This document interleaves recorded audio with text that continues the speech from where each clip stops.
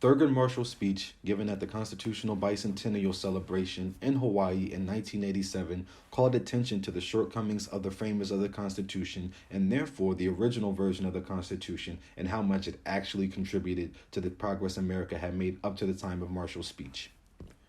Marshall says that by celebrating the founders and labeling them to be wise and just because we believe the Constitution to be full of wisdom, foresight, and a sense of justice is to invite a complacent belief that the vision of the framers made the United States, quote unquote, the more perfect union we now claim it to be.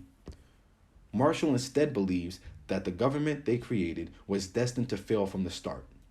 He points out that a civil war, a number of amendments, and a societal transformation were the true reasons we have the government freedoms and rights we currently hold. In his speech, he says that when contemporary Americans cite the Constitution, it is vastly different from what the framers wrote. To explain this point, Marshall examines the preamble, and specifically the first three words of the preamble, "We the people." Marshall says, the framers did not intend this to be all people, instead all free people. He knows how slaves were counted as three-fifths of a person for representational purposes to benefit slave states in the Congress, although the original document mentions nothing specifically about slaves or slavery. Marshall goes on to say those who oppose slavery from a moral standpoint compromise those morals despite the fact the Revolutionary War was fought after the Declaration of Independence declared that all men are created equal, that they are endowed by their Creator with certain unalienable rights, that among these are life, liberty, and the pursuit of happiness. He said it was not the first compromise. An early version of the Declaration of Independence attacked the king from blocking the legislator's attempt to end the trading of slaves. The final draft did not include this part, and those who objected to slavery consented to signing the document despite this fact. Marshall also uses Governor Moyer from Pennsylvania as an example. Moyer was against slavery and did not want the counting of slaves to determine representation in Congress. Moyer is quoting as saying, quote, "The inhabitant of Georgia or South Carolina who goes to the coast of Africa and in defiance of the most sacred laws of humanity tears away his fellow creatures from their dearest connections and damns them to the most cruel bondages shall have more votes in a government instituted for protection of the rights of mankind than a citizen of Pennsylvania or New Jersey who views with a laudable horror so nefarious a practice." Marshall states that despite this affirmation by Moyer, he ultimately accepted the Three-Fifths Compromise and wrote the final draft of the Constitution. Marshall counters the notion that the Constitution was merely a product of the times and embodied a compromise that would not have been made during a different time by saying the effects of guaranteeing liberty and justice to all while denying both of those things to black people had ramifications that affected generations of people. Marshall shares in his speech the opinion of Chief Justice Roger Taney in Dred Scott versus Sanford, where the Supreme Court ruled that slaves were not intended by the framers to be included in the saying, "We the people." Marshall quotes Taney in saying, "We think they are not, and that they are not included, and were not intended to be included. They have for more than a century been regarded as beings of an inferior order and altogether unfit to associate with the white race, and so far inferior that they had no rights which the white man was bound to respect, and that the Negro might justly and lawfully be reduced to slavery for his benefit. Accordingly, a Negro of the African race was regarded as an article of property and held and bought and sold as such." Marshall notes here that the framers' view of slavery and slaves not being people, was reaffirmed nearly 70 years after the Constitution was written, and no one seemed to have doubted the correctness of the prevailing opinion of the time. It took the Civil War, Marshall goes on to say, to abolish slavery, along with subsequent amendments in nearly 100 years after, for black people to finally be given the basic rights like the right to vote and to work and live like all other Americans had had.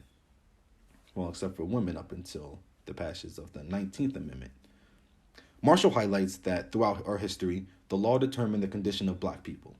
He says we were three-fifths of a person by law, property by law, freed by law, and segregated and disenfranchised by law. As time changes, new constitutional principles come about to meet the challenges of the time and the changing society. He says the framers could not have imagined the type of changes that the country had been through. The framers would not have believed the very words they wrote in the Constitution will one day be interpreted by a woman or the descendant of a slave. Marshall goes on to state that we no longer have slaves in America, not because of the framers, but because eventually enough people came along who refused to accept the contradictions in the Constitution and in our society and sought to change what was wrong and do what was right. Marshall ended his speech by summing up his main idea, saying that he believes we should view and celebrate the Constitution as a living document that allowed for change to come when change is needed, not as a document that has always been great even when it allowed for human suffering and struggle. This speech and other speeches and readings in the unit were all relative to the national conversation and reckoning on race and social issues that have been taking place this year. Thurgood Marshall's speech in particular was relevant not only for, in my opinion, his correct view of the framers, but his correct analysis of the Constitution and how its original intent cannot be applied to the modern United States. Only a couple weeks ago did the United States Senate vote along party lines to confirm Judge Amy Coney Barrett to the United States Supreme Court. I have 3 problems with her nomination. The first being Republicans blocked Barack Obama, the first African American president, from filing a Supreme Court vacancy 11 months before an election, citing the upcoming election as the reason to not even hold hearings for Barack Obama's nominee, Merrick Garland. Now that a Republican holds the White House, Donald Trump, the Senate GOP completely contradicted their actions when Amy Coney Barrett was not only nominated, but given hearings and confirmed to the court all less than 40 days before the recent presidential election. The Republicans who thought they were doing the right thing in 2016 and saw nothing wrong with what they did this year, or who ultimately voted to confirm Amy Coney Barrett after initially saying they didn't want her nomination to come to a vote, cough, cough, Susan Collins, acted similarly to those who opposed slavery, but ultimately allowed it to continue and for the immoral laws and rules it created to ruin generations of black families and the seemingly non-existent moral fabric of the country. The second problem I have with Barrett's nomination is that she was only a judge for 3 years. This is important because now, as a member of the Supreme Court, she can sit on the bench for the rest of her life if she so chooses. As Marshall stated in his speech, it took black people in this country over 200 years to be given the basic rights white people were born with. It took black people over 200 years to upgrade from slaves to just being oppressed and disenfranchised. As this year and so many other instances throughout the past several decades has shown, there are many problems the country still seems to have with black people. I find it appalling. It took generations for black people to be viewed as a full person who deserved rights, but took only 3 years for Amy Coney Barrett, a white woman, to be deserving of a job she can hold for the rest of her life.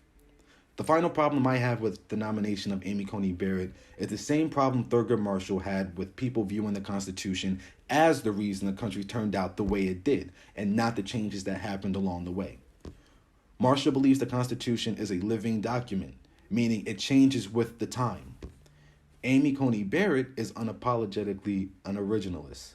She believes that questions that arise about the law today should be interpreted how the framers intended. In other words, she does not view the Constitution as a living document. The fault in this thinking is that the framers lived in the 1700s and were all old, rich, white men. The argument many Republican congressional members love to use when speaking out against Washington, D.C. being granted statehood is that, quote unquote, the framers did not intend the nation's capital to be a state. The framers of the Constitution also thought me and everyone that looked like me was less than a full person, so obviously they gotten several things wrong here and there. The framers wrote the Second Amendment to allow militias the right to take up arms and to defend their country/community if needed, not for individuals to possess them. But here we are in 2020 with there being more than 300 million guns in a country with just under 400 million people.